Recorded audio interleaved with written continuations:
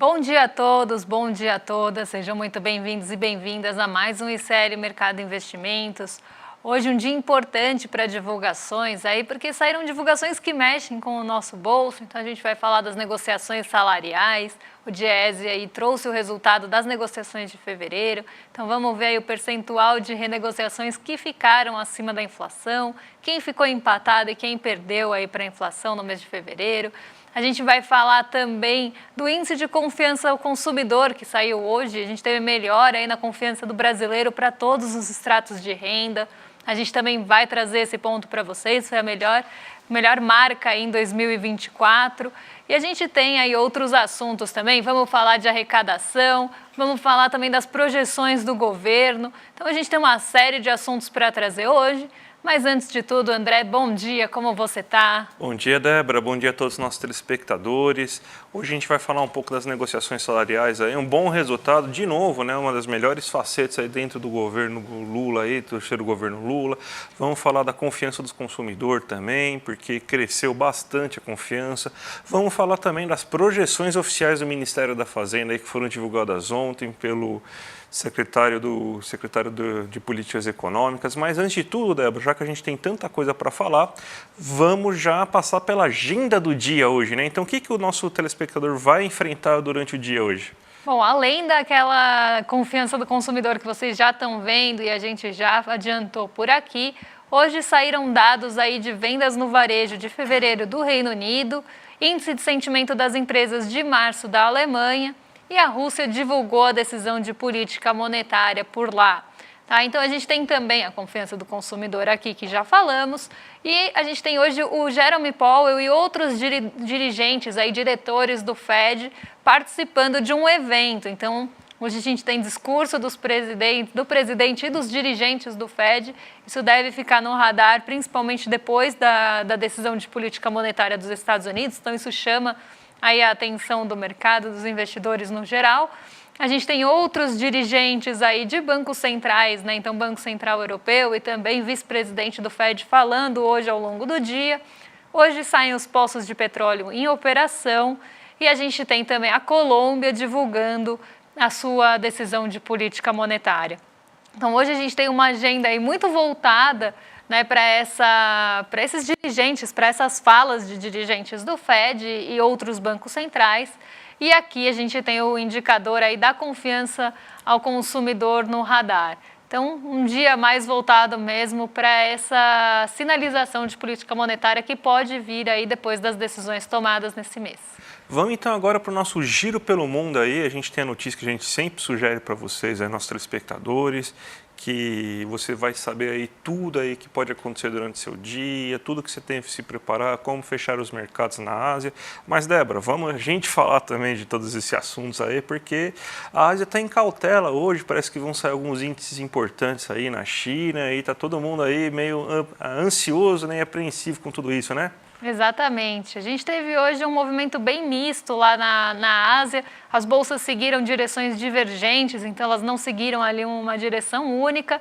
Isso porque a gente tem movimentos aí diferentes também impactando cada mercado. Não é porque está todo mundo no continente asiático que eles vão reagir da mesma forma ali a todos os indicadores e movimentos. Então a gente tem o Nikkei 225, mais uma vez, repetindo aquele movimento de alta que a gente viu acontecer ontem.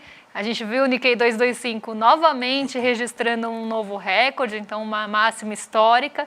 Então um dia mais positivo no Japão, ainda refletindo ali o otimismo vindo dos Estados Unidos. Na China, por sua vez, a gente não teve aí uma alta, nem na China, nem em Hong Kong, né? A gente teve o Xangai Composto e o Hang Seng caindo hoje.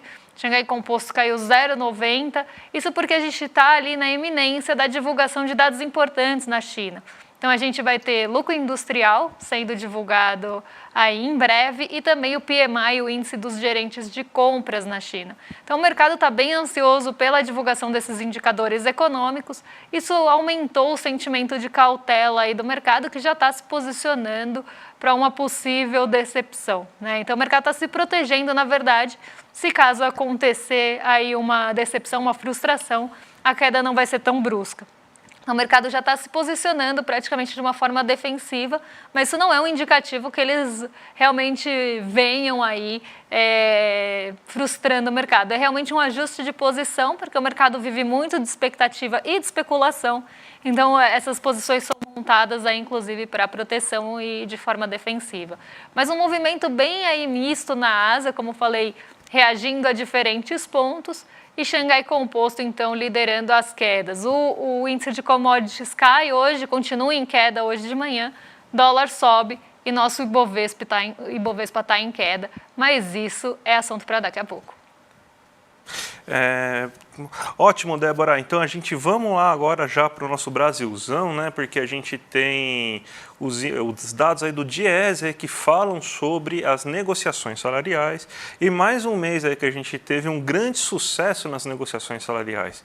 A gente já está no ano, né? Acima de 85% de todas as negociações salariais que ocorreram em 2024, acima da inflação, ou seja, ganho real em relação ao reajuste, e só no mês de fevereiro, todas as negociações que ocorreram geraram reajustes acima de 88%, né? Então, aliás, 88% dos reajustes foram acima da inflação e apenas 1,6% dos reajustes foram abaixo da inflação. Então, quase que 100% das pessoas, pelo menos, mantiveram o reajuste, Perdão, gente. Quase que 100% das pessoas mantiveram pelo menos o seu poder de compra aí nesse momento. Então, é um dado muito importante que a gente tem. Esse aí é um dos fatores de maior sucesso dentro do governo Lula, né? E é muito importante a gente ter aí esses reajustes aí sendo definidos e tal. Vamos também passar então agora, Débora, para a confiança do consumidor, que você montou um monte de gráfico, né? Porque a gente tem então um grande sucesso em relação à confiança do consumidor, subiu pela primeira vez em 2024 e subiu em todos os estratos de renda, né? Exatamente, e em todos os tópicos que o índice de confiança ao consumidor mede. Então, subiram as expectativas para o futuro, subiram as perspectivas para a nossa situação atual e também o índice de confiança subiu também. Então, a gente teve aí se puderem colocar aquele gráfico de linhas, primeiro para o pessoal ver o comportamento, esse mesmo, a gente tem aí o índice de confianças do consumidor em 91 pontos, né? Aqui a gente está falando sempre em pontos. Então, o índice de confiança do consumidor está em 91 pontos, ele vinha em declínio desde dezembro. A gente tinha tido um mês de fevereiro bem morno na confiança do consumidor, até por questões mais até sazonais. Então, a gente vê aí o índice de confiança ao consumidor em declínio em janeiro e fevereiro, até porque a gente tem normalmente esse aumento em dezembro, foi justamente o que aconteceu, que teve uma barriguinha para cima ali, e depois a gente vê o declínio. Entre mês de fevereiro e março, a gente vê que volta a subir. Então, o mês de março foi o primeiro mês no ano que a confiança do consumidor subiu. E ela não subiu sozinha, não sobe à toa, porque a gente vê aí o índice da situação atual, então a análise dos consumidores da situação atual melhorando também, e esse índice já estava ali em queda há mais tempo, então ele está inclusive em menores pontos, né, do que os demais, então ele está em 80,7, mas começa a mostrar alguma recuperação ali na análise do consumidor da situação atual do país, e aí em relação a consumo. E aqui a gente vê o índice de expectativas também tendo esse movimento. O índice de expectativas que teve um movimento que foi o movimento que puxou o índice de confiança para cima. Então a gente vê que eles sobem juntos ali, depois caem, até porque o índice de situação atual estava em outra trajetória. E aí a gente vê essa recuperação também das expectativas. Então o brasileiro não está só confiante, olhando para o futuro, né, tem melhores expectativas para frente, como também olhando para a nossa situação atual. E aí, quando a gente pega aquele gráfico que estava aparecendo agora para vocês, que mostra ali, né, como é que está em relação à mesa anterior, não é esse, é o próximo, deve ser o próximo gráfico, então, que está depois das linhas, esse mesmo. A gente vê que a gente teve uma variação em relação ao mês anterior em pontos e variação em relação ao ano anterior em pontos também.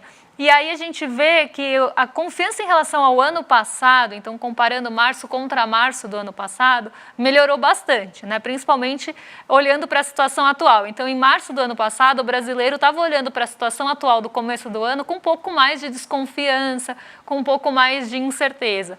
Isso teve uma melhora bem significativa, como vocês podem ver aí, de 8,1 pontos percentuais.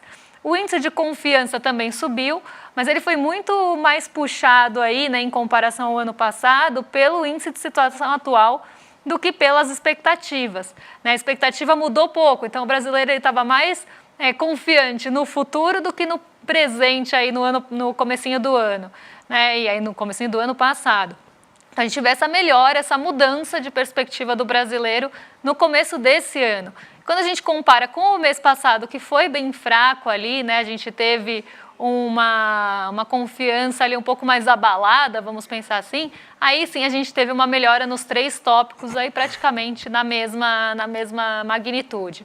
E aí, olhando aquele primeiro gráfico aí sim que estava aparecendo para vocês, a gente consegue ver que a confiança melhorou tanto em relação ali, né, a fevereiro em todos os estratos de renda. Então, a gente teve uma melhora aí de vários pontos, né, em relação aos estratos de renda, porque esse não era um comportamento que estava acontecendo. A gente tinha uma difusão maior ali e até uma divergência entre os estratos de renda quando a gente olhava a confiança do consumidor. Ela não estava subindo em todos os estratos de renda. E nesse mês de março, a gente passou a ter essa confiança subindo em todos os estratos. Então, não é uma confiança concentrada em uma faixa de renda só. Né? Então, não é só, por exemplo, a classe média que está mais confiante, que seria aí que a gente chamaria, né, popularmente de classe média ou algo assim. Não, essa confiança melhorou em todos os estratos, em todas as faixas. Então, a gente ainda tem, claro, até R$ 2.100, né, nesse extrato de renda, uma confiança menor do que as outras, mas ela também está avançando, inclusive sai de 80,5 para 83,8 aí entre fevereiro e março. Um salto até importante de 3,3 ponto percentual. Quando a gente olha a faixa de R$ 2.100 e a faixa de 4.800 e 9.600 foram aí as que mais mostraram evolução no mês, né, de um mês para o outro. Então, aqui a gente vê realmente não só essa confiança melhorando, mas também as expectativas melhorando, a análise da situação atual melhorando, e isso em todas as rendas pesquisadas. Então, o brasileiro está mais confiante, e a gente já tinha falado disso, né, do Brasil está subindo ali no ranking global da confiança do consumidor, o brasileiro aí com um pouco mais de disponibilidade de renda. E aí a gente junta com a notícia anterior, né? As negociações salariais foram majoritariamente positivas para o trabalhador, né? 88% das renegociações ficaram acima da inflação. Então, essa sobra de renda está deixando o brasileiro mais confiante para gastar mesmo, né? E aí, isso pode impactar em outras confianças, inclusive, que a gente vai falar quando elas forem divulgadas, mas também ali do lado real do brasileiro gastando mais, por exemplo, com serviços e com o comércio ao mesmo tempo, que já é um movimento que começou a aparecer. Então, sim, a valorização da renda é muito importante nesse processo, e a expectativa, né, a confiança também é muito importante para desencadear ali um processo positivo em outras expectativas, por exemplo, do comércio, do empresariado, da indústria. Então, isso é um movimento muito positivo que a gente está vendo aí acontecer na nossa economia. Ontem, Débora, teve a divulgação aí do Boletim Macrofiscal. É a primeira divulgação do Boletim Macrofiscal nesse ano, né, que é o que coloca as expectativas do governo federal em relação à PIB, em relação à dívida pública, em relação a déficit ou superávit, em relação à inflação. E foi divulgado ontem às 14 horas, lá numa entrevista coletiva aí com Guilherme Mello, que é o secretário de Política Econômica do governo, e saiu o documento aí do Boletim Macrofiscal mostrando aí tudo o que aconteceu, tudo que eles estão prevendo e tudo que aconteceu já nesse ano, né? Então a gente vai mostrar um pouco para vocês aí do que está sendo previsto, né? Então, o primeiro passo aí é que você não teve uma mudança em relação à previsão do PIB. O PIB continua sendo previsto pelo Ministério da Fazenda em 2,2%. A gente tem, então, que estava um pouco acima, né, a previsão do PIB em relação ao do mercado. O mercado começou o ano prevendo um PIB de 1,5%. O governo estava prevendo já desde o ano passado um PIB de 2,2%. Agora o mercado passa cada vez mais a se aproximar aí dessa previsão do PIB que o governo está fazendo. Além de tudo, ele também tem uma previsão em relação ao primeiro trimestre de 2024, e o governo prevê um crescimento de 0,7% no primeiro trimestre, com uma alta de 11,4% da agricultura, uma alta menos relevante do que a gente encontra no ano passado, até porque a nossa safra agrícola foi recorde ano passado, né? Então nesse mesmo período subiu mais de 20%, né, naquele momento. Então vai ter um crescimento bem menos modesto e também vai gerar um PIB um pouco menos modesto. Mas a boa notícia é que os segmentos urbanos também estão se elevando, também estão respondendo, e se espera um crescimento bem considerável tanto no setor industrial quanto no setor de serviços. Então, o governo espera um crescimento urbano bem considerável e sendo o fator que vai puxar de fato o PIB desse ano, né? A gente também tem o IPCA, que está sendo previsto para 3,5%, estava sendo previsto para 3,55% antes. Então, o IPCA dentro da meta, mais próximo, inclusive, da meta, né? Quando eu falo dentro da meta, dentro da banda, né, que você tem que atingir, né, que a meta é 3%, né, mas a banda é de 1,25 para baixo para cima, então você tem que ficar com inflação abaixo de 4,25 segundo o regime de meta de inflação. Então, é um IPCA que está sendo previsto para ficar dentro da banda, está um pouco abaixo da inflação que o mercado está projetando. O mercado está projetando uma inflação de 3,83, 3,84, né? Mas o governo está esperando uma inflação mais baixa, mesmo com a alta do preço dos alimentos, que a gente vem alertando e tudo mais. E tem a questão do déficit.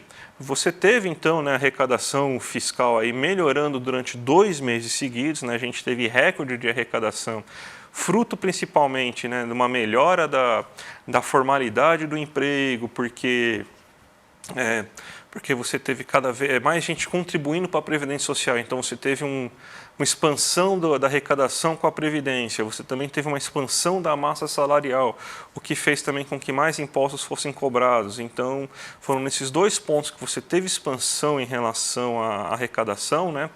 Isso aí fez com que o déficit previsto caísse ao longo das últimas divulgações, e agora agora o governo próprio mesmo está prevendo um déficit de 0,72% se nada mudar.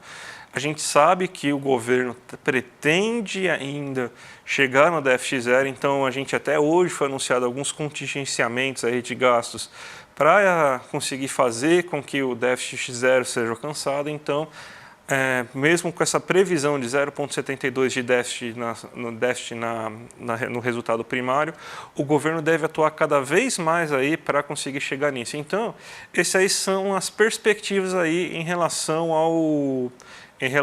à economia esse ano, Débora. E a gente tem também, né, a gente vai passar aí rapidinho para vocês, a questão da arrecadação, inclusive, que o André estava falando agora, porque a gente teve uma alta em fevereiro e o melhor resultado aí para o mês de fevereiro em 30 anos, né? Exatamente, né, que nem a gente até deu uma bela adiantada já no assunto, né, foi uma alta puxada principalmente pela Previdência e também pela massa salarial que aumentou, né? Então, mais gente empregada fez com que mais gente pagasse a Previdência Social nesse mês. Você também teve mais gente empregada, fez com que aumentasse a massa salarial. Aumento de salário mínimo também gerou aumento no rendimento das famílias, porque mesmo quem recebe mais com salário mínimo, acaba tendo reajuste também acima da inflação por causa do aumento do salário mínimo. A gente viu também os dados aí de reajuste da inflação sendo divulgados aí, então foi acima da inflação. Muitos dos brasileiros estão recebendo reajuste acima da inflação. Isso aí vem melhorando as receitas, né, e ajuda um pouco o governo a chegar naquele resultado que ele está esperando de déficit zero, né? Então, mas é impressionante, né, porque depois de um ano que se gastou bastante, a gente tem uma melhora na receita, inclusive superávites mensais, né? Então, eu acho que a chave mesmo não é você ficar cortando, que quando corta justamente, geralmente vem déficits, né? Porque você reduz a atividade econômica, recebe menos imposto. Geralmente é depois de um período de gastos mais elevados que você tem bons resultados. Débora, vamos agora então para a abertura de mercado já, né? Então, já vamos aí para esses 5 minutinhos finais do programa para a gente cestar de vez aí. Então, o que a gente tem no mercado? Tá todo mundo aí meio em baixa, né? Só o Nikkei que está melhorzinho, né? Pois é, a gente teve uma alta, né, no Nikkei 225. Como eu falei, ele renovou máxima, ele teve ali um novo recorde, mas o restante do mercado foi na direção contrária. Inclusive, ontem a gente teve o nosso mercado aqui indo na direção contrária de Nova York. A gente teve uma abertura bem positiva em Nova York, né? Os índices por lá estavam com uma alta bem acelerada. A gente acabou tendo ali uma perda do fôlego ao longo do dia, e aí a gente teve uma diminuição desse ganho, mas ainda assim os 3 índices renovaram de novo suas máximas históricas. A gente teve uma questão ali da Apple puxando o Dow Jones para baixo, né? A Apple caiu mais de 4% ontem porque ela começou a ser investigada pelo Departamento Antitrust dos Estados Unidos. Então ela está sendo acusada ali de monopólio, de usar ali o iPhone, né, para fazer um monopólio de smartphones e evitar ali que tenha uma concorrência. Então ela está sendo alvo desse tipo de investigação e alvo desse tipo de apuração. E ela caiu com força, ontem caiu brutalmente a Apple e acabou diminuindo o fôlego. Mas mesmo assim o Dow Jones liderou as altas, subiu bastante, mas a gente viu as bolsas perdendo um fôlego, aquele fôlego inicial do otimismo com o possível relaxamento da política monetária do Fed, ou os cortes ali começando em junho. Então a gente teve um otimismo bem forte chegando no começo do dia, e esse fôlego foi se perdendo ali ao longo da manhã, né? Na verdade ao longo da tarde. E aí a gente viu, né, hoje esse otimismo já diminuindo ainda mais, porque as bolsas estão operando no negativo lá em Nova York, mas elas estão bem perto do 0 a 0. O que está acontecendo? As bolsas subiram bastante 2 dias seguidos, renovaram máximas, né, e máximas históricas por 2 dias seguidos, então é natural, é até esperado que esse ajuste aconteça. Então as bolsas chegaram num patamar que vai ser um teto difícil de furar para cima, e aí os mercados começam a vender ali seus ativos para realizar ganho. Então a gente viu isso acontecendo em Nova York. Já o mercado brasileiro, que foi na contramão de Nova York, normalmente nesses momentos, principalmente de decisão de política monetária, acaba acompanhando um pouco mais de perto. O Ibovespa ontem caiu nesse dia positivo do restante do mundo. Por quê? A gente teve aquele balde de água fria do Copom sendo jogado ali no mercado, porque o Copom passou a sinalizar que terá uma queda de 0,5% na próxima reunião e não nas próximas reuniões, o que fez com que o mercado entendesse que o 0,5% vai cair na próxima, mas depois não se sabe se esses cortes continuam, se esses cortes diminuem. Então isso acabou mexendo muito com os setores mais ligados ali e mais sensíveis à taxa de juros, e a gente teve um outro ponto importante. A gente tinha ultrapassado 129 mil pontos, que também é um ponto difícil de furar para cima, esses 129, 130 mil pontos. A gente chegou muito perto desse patamar e o mercado começou também a realizar ganhos. Então os dois movimentos aí convergiram para que o Ibovespa caísse ontem. E aí a gente foi na contramão de Nova York. Hoje esse movimento continua aqui no Brasil, mas a gente já está na mesma direção de Nova York, que está sofrendo também com realização. O Xangai Composto, já falei, está ali muito cauteloso em relação a possíveis divulgações de dados importantes lá na China, mas a gente vê as treasuries aqui, né, que são os títulos de dívida dos Estados Unidos, continuam em queda. Elas estão caindo quase 1%, 0,98% nessa manhã. Então isso poderia, inclusive, trazer um apetite pelo risco se não fosse a realização dos ganhos que está acontecendo lá em Nova York. O DI futuro, aqui, nossa curva de juros está arrefecendo também depois de várias altas. E o dólar continua subindo, aí um movimento que sai recurso da nossa bolsa. É também esperado que isso aconteça. O dólar sobe aí a 4,99, sobe 0,22%, mas ainda abaixo do patamar de R$5, que é um patamar psicológico também bem importante. E o petróleo Brent bem oscilando aí entre perdas e ganhos, às vezes sobe um pouquinho, mas hoje fica aí um pouco mais estável nos 85 dólares por barril, mas nada suficiente para puxar aí o nosso Ibovespa para cima, até porque agora já zerou as perdas, ele está muito volátil, sem trazer grande fôlego aí para as nossas empresas ligadas às commodities e, no caso, aí a nossa maior empresa ligada a petróleo, que é a Petrobras, que está sofrendo aí por outros motivos. A gente vai ter eleição de conselho no dia 25 de abril, o mercado está um pouco receoso também em relação a isso. E eu vou aproveitar os minutinhos finais aqui que eu tenho, os últimos minutinhos do nosso giro de mercado, porque ontem surgiu uma dúvida aí da nossa audiência, porque eu fiquei falando, a expectativa dos juros, né, foram para outro lado, o mercado ficou desagradado, e aí a gente teve uma pergunta, mas e a gente, né? O que acontece com a gente se isso acontecer? Bom, o corte da Selic, se você tem títulos de renda fixa, por exemplo, títulos do Tesouro Selic, eles vão passar a render menos com o corte. Né? Mas pensando ali naquele outro ponto que a gente tem em relação à expectativa de alta futura, que eu estava falando, já não sinalizou o corte ali, ou sinalizou corte só de 0,5% e não sinalizou o restante, isso vai fazer com que a expectativa dos juros futuros mais próximos acabem subindo. Né? Então, essas expectativas vão subir, isso vai puxar para cima a nossa curva de juros e, junto a isso, aqueles títulos negociados lá na renda fixa do Tesouro Nacional. A gente pode observar nesses próximos dias as taxas um pouco mais altas para quem aplica em renda fixa pré-fixada também. Mas um ponto se a gente vai ter uma queda mais suave ou vai ter cortes menores de juros, a gente vai ter uma Selic terminal maior. Isso pode também influenciar no mercado de crédito, então, da parte de quem toma crédito, né, talvez o crédito continue mais enxuto, já está enxuto, continue mais enxuto, e as taxas de juros podem ficar mais altas também acompanhando esse movimento. Então, acaba mexendo aí com os dois pontos, para quem aplica e para quem também tem crédito ou está buscando crédito no mercado, porque taxas de juros mais altas normalmente estrangulam o mercado de crédito também.